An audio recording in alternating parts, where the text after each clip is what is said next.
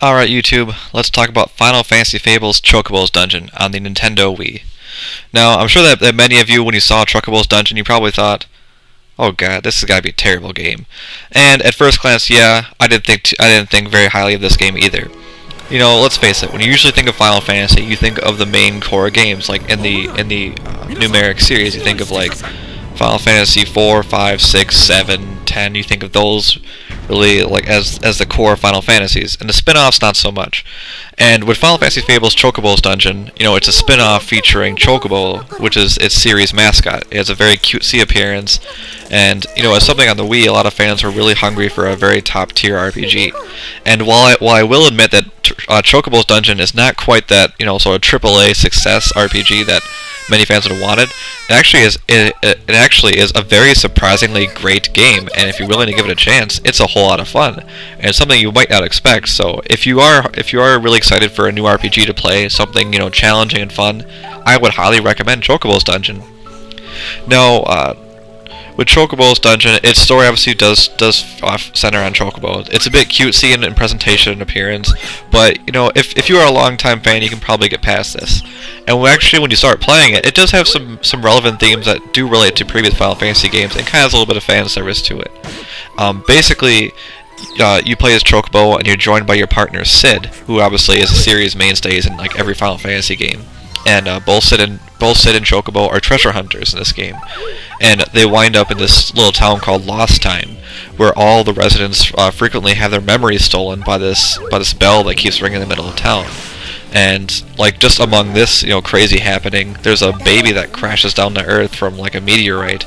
So there's a whole lot of strange things going on. And you know, of course, it has appearances from typical Final Fantasy elements, like Moogles are in the game, and you know, there's other Chocobos. There's like typical Final Fantasy summons and monsters.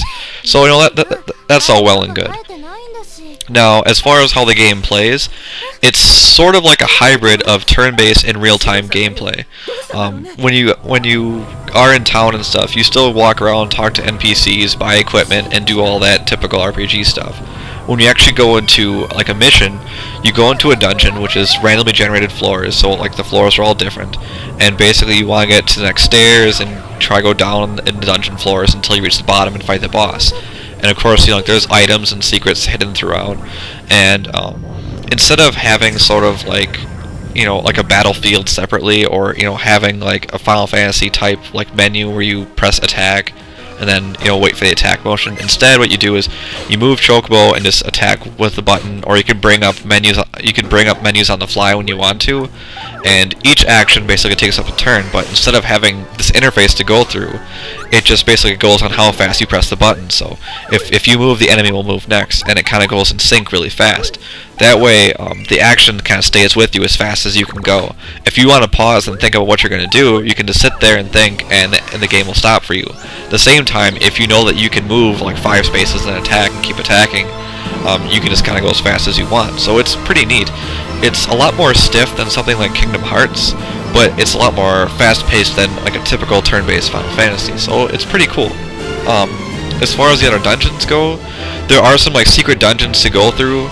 Some have special rules too to pay attention to, so it does keep us on a challenge. Plus, most of the dungeons are pretty difficult. A lot of the enemies, you know, can damage you pretty severely, and if you lose in a dungeon, you lose all of your equipment and all of your money that's on you currently. So using storage is a good idea.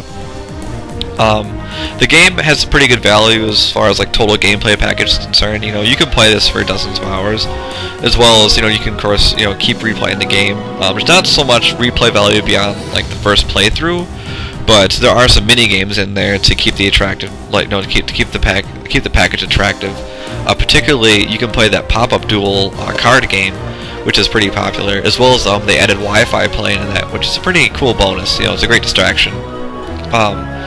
And, you know, like, besides this whole element of the gameplay, a lot of Final Fantasy fans will probably be attracted to the game's soundtrack.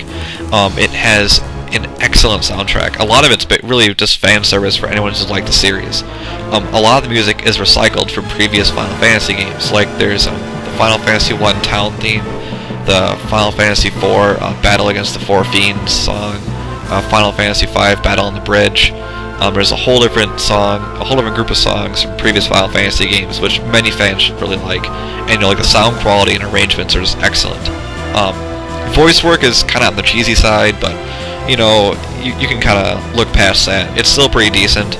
You can always get past it. So the game is really strong on its like mature edge. It's obviously kind of aimed at a more colorful appearance. So if you're looking for a new RPG to play on the Wii, and I'm sure you probably aren't too many really available on the Wii, I would highly recommend Chocobo Dungeon. It's quite a bit of fun. It's a very challenging game, and it has something that every Final Fantasy fan should really like.